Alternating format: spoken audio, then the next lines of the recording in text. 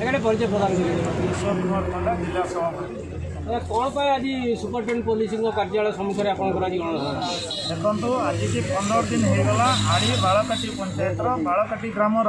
नवकिशोर मल्लिक और परिवार भाई समेत समस्त पिला आक्रमण होती जो आज घर छाड़ी बाहर रोचते तेणु एठी जो शासक दलर जो समर्थित सरपंच बालकाटी पंचायतर एवं पुओ किसी बीजेडी दलर गुंडा मिसिक जो भाव में मरणात्मक आक्रमण कर मारिदेवाई जो भाया उद्यम करते से बर्तिकी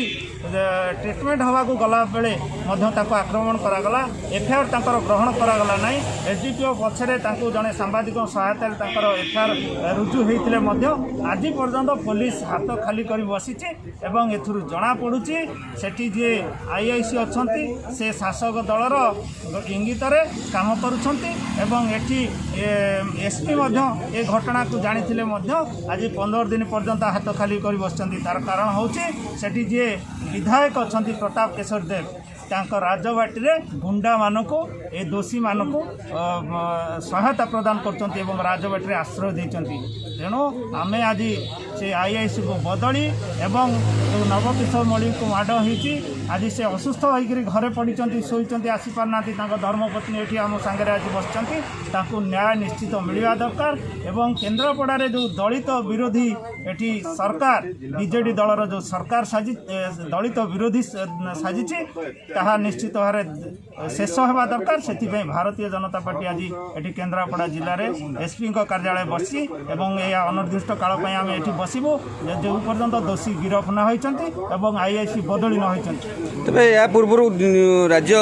दलित संघर सभापति आसी भेटी एसपी की देखा करते से एसपी प्रतिश्रुति देते ना कौन कहते निश्चित एटी जितेबाला से घटना घटिला तुरंत आमर जिलार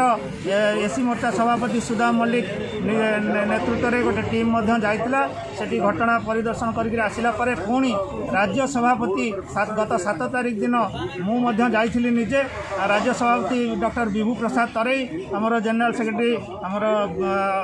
राघव भाई एवं आमर प्रभारी ये अच्छा रव भाई समस्ते गोटे टीम जाइलु सेठी जहाँ देखिलु जो भाई भाव में आक्रमण कराई मारिदेवाई पूरा संपूर्ण योजनाबद्ध आक्रमण कराइला सेठू भेटिला परे आमे तुरंत एसपी पाखक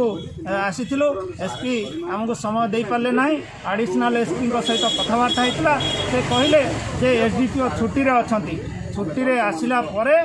से जॉइन कला परे आमे निश्चित पदक्षेप नेबु किंतु बड़ दुखर विषय एडीपीओ जॉइन कला परे मध्य एडीपीओ छुट्टी आसिला परे तापरे मध्य 6-7 दिन हो गला परे मध्य आज दोषी अरेस्ट हेले नहीं एवं तांको न्याय मिली नहीं से माने मध्य घरे आज रही पारना बाहर अच्छा आज भी तांको जीवन प्रति विपद अच्छी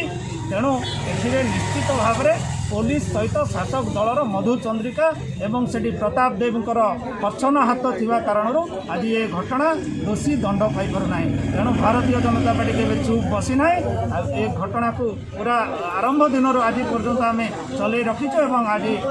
धारणा बसीचु आगामी दिन में व्यापक आंदोलन। अच्छा जो बर्तमान जो आपण आक्रमण है जो मारण जो आक्रमण करागला से विषय आप घर बाहर जापारे मेडिकल जावाई थाना गले एफआईआर देले कौन से विषय कह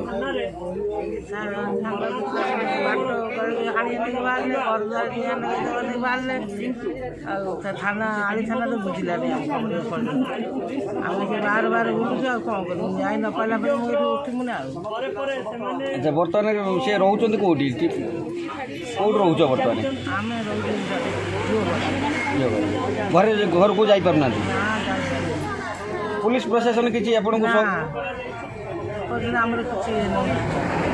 आरम्भ करा से तो मारला लोक तो बाहर बुलूँ आम से रही कौन आमको तो हाणीदेवे मारिदेवे के घर द्वार लगेदेवे के छुआ पिला हाणीदेवे किले पड़े आमको कौन। अच्छा ये पुलिस या कार्यानुष्ठान न नंबर कौन कौन रोचे आप कौन भावुं किए सहयोग कर पुलिस एक्शन नौ रजा पुओ साहय रजा पुओ किए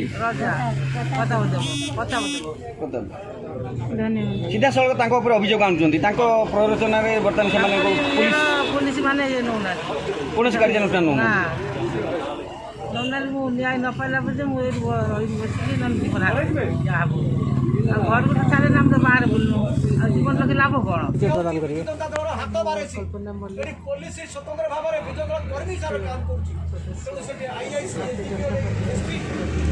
ଆଜ୍ଞା କ'ଣ ପାଇଁ ଆଜି ସୁପରିଟେଣ୍ଡେଣ୍ଟ ପୋଲିସଙ୍କ କାର୍ଯ୍ୟାଳୟ ସମ୍ମୁଖରେ ଆପଣ ବିଜେପିର ଆଜି ଗଣଧାରଣା ହେଲା? ଭାଇର ଜଣେ ଜଡ଼ିତ ପରିବାର ଉପରେ ଜନତା ଦଳର ଆକ୍ରମଣ ଭଗବାନଙ୍କ ଆକ୍ରମଣ ପାଇଁ ଆମେ ନ୍ୟାୟ ଦେବା ପାଇଁ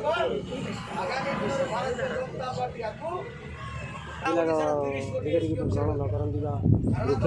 ଆମେ ବ୍ୟାକଅପ୍ କରିବୁ ଏଇ ଯେଉଁ ପ୍ରକାର ଯେଉଁ ଓହ୍ଲେଇଛୁ ରାଜରାସ୍ତାକୁ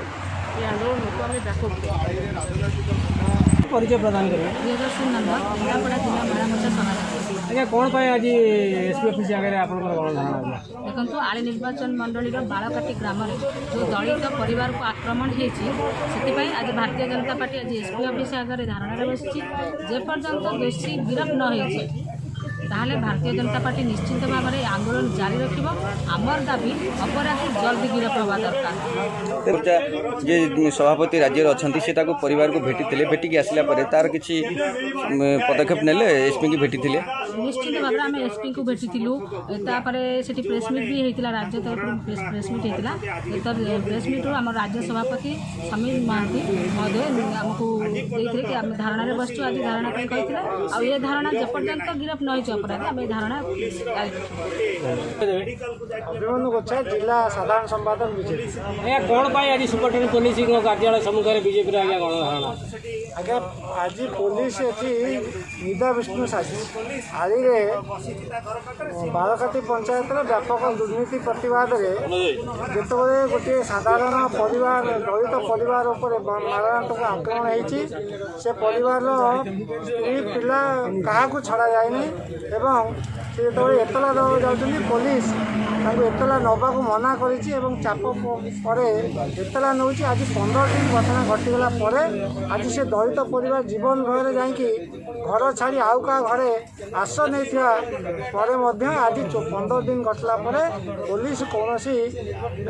ଗିରଫଦାରୀ ନ କରି ହାତ ବାନ୍ଧି ବସିଛି। ଏଥିରେ ପ୍ରତୀୟମାନ ହେଉଛି ଏଠି ଶାସକ ବିଧାୟକଙ୍କ ଚାପରେ ଆଜି ପୋଲିସ ଚୁପ୍ ହେଇ ବସିଛି। ଆଜି ସେଇ ଦଳିତ ପରିବାରକୁ ନ୍ୟାୟ ଦେବା ଦାବିରେ ଆଜି ଆମେ ଏସ୍ପି ଅଫିସ୍ ସାମ୍ନାରେ ଗଣଧାରଣାରେ ବସିଛୁ। ହେଲେ ଏବେ ଗଣଧାରଣା ଆପଣ କେବେ ପର୍ଯ୍ୟନ୍ତ ଚାଲିବ? ଗଣଧାରଣା ଆଜି ଆରମ୍ଭ ହେଲା। ଆମେ ଜିଲ୍ଲା ଏସ୍ପିଙ୍କୁ ପ୍ରତିନିଧି ଦଳ ଆମ ରାଜ୍ୟ ସଭାପତି ବିଭୁ ତରେଇଙ୍କ ମାଧ୍ୟମରେ ଆମେ ଆସିଥିଲୁ। ତାଙ୍କୁ ଗୋଟେ ଚେତାବନୀ ଦେଇଥିଲୁ 11 ତାରିଖ ଭିତରେ ଯଦି ଆପଣ ଗିରଫଦାରୀ ନ କରନ୍ତି ତାହେଲେ ଆମେ ଧାରଣାରେ ବସିବୁ। ଆଜି ଏ ଧାରଣା ଆରମ୍ଭ ହୋଇଛି।